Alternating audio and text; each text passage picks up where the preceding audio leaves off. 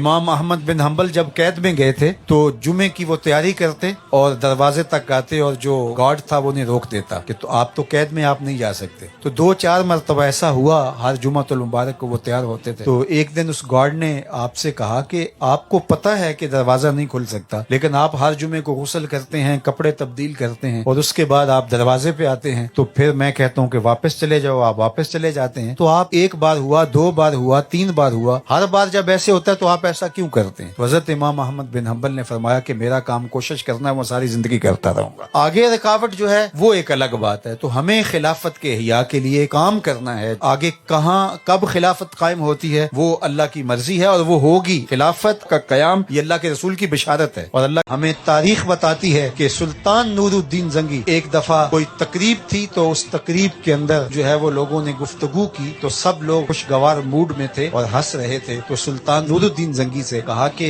आप क्यों मुस्कुरा नहीं रहे? तो सुल्तान ने कहा कि मैं कैसे मुस्कुरा सकता हूँ जबकि फलां महाज के ऊपर नरखे में है हमारी कौम की बेटियां और हमारे फर्जंद और हमारे बूढ़े, तो किस तरह मेरे होठों के ऊपर मुस्कुराहट आ सकती है? तो मैं समझता हूँ कि अगर हम कभी मुस्कुराते भी हैं तो वो मुस्कुराना भी हमारा खोखला होता है। हमारे भाई और हमारी बहनें इस वक्त गजा के अंदर जिस हालत में है, ये हमारे जज्बात उनको पहुँचे, वो तो उस जगह पे मासूर है जहाँ हमारे ये जज्बात और हमारे ये आंसू और हमारे ये नारे भी उनको पहुंचने वाले नहीं हैं। और वो बेचारे खुले आसमान तले किसी वक्त भी कोई गोली आके उनकी जिंदगी का चिराग बुझा सकती है। अस्पतालों के अंदर बच्चे जो तड़प रहे हैं और उनकी माएं, शहादत का जाम नसीब उनको हो चुका है और बच्चे जब होश में आते हैं तो वो माओ को ढूंढते हैं। वो एक वक्त था कि वो एड़ियां उठा उठा के पाकिस्तान की तरफ देखते थे, लेकिन अब तो उन्होंने देखना भी छोड़ दिया। वो आसमान की तरफ अल्लाह की मदद का इंतजार कर रहे हैं। पाकिस्तान जब एटमी ताकत बना था तो मुझे याद है कि उस वक्त सबसे ज्यादा खुशी फिलिस्तीन में मनाई गई थी और उस वक्त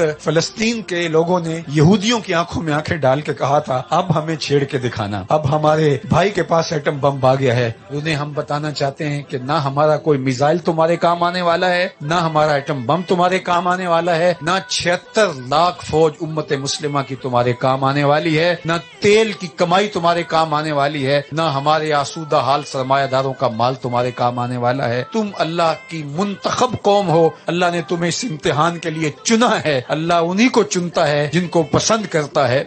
इस कायनात के अंदर तुम ही वो लोग थे कि जो अल्लाह का इंतखाब ठहरे और अल्लाह ने तुम्हें इस आजमाइश के लिए, इस इम्तिहान के लिए पाकिस्तान की तरफ मैली आंख से देखा, आंख निकाल के रख दे। पाकिस्तान मिटने के लिए नहीं, कयामत तक कायम रहने के लिए मार्ज़े वजूद में आया है। दुनिया के बड़े बड़े जुगादरी और दुनिया के बड़े बड़े बदमाश उसकी पुश्त के ऊपर हाथ रख करके उसको कह रहे तो दलेर हो, वो पाकिस्तान के वजूद को बर्दाश्त नहीं कर रहे। पाकिस्तान के वजूद को हमारे कुछ मुस्लिम मुमालिक भी बर्दाश्त नहीं करते इस एतबार से कि ये तरक्की करे। वो चाहते हैं ये मोहताज ही रहे ताकि हमसे टुकड़े लेता रहे और हमारा दस्तनगर रहे, क्योंकि इसका कवि होना, ताकतवर हो जाना उनको भी वारे नहीं है। दुश्मन की तो बात दुश्मन की रही और आलमी ताकतों की बात नहीं करता। वो तो इसको हमेशा मकरूज रख के, जलीलो रुसवा करके इनसे हमेशा अपने मुतालबात मनवाने के चक्कर में रहता है।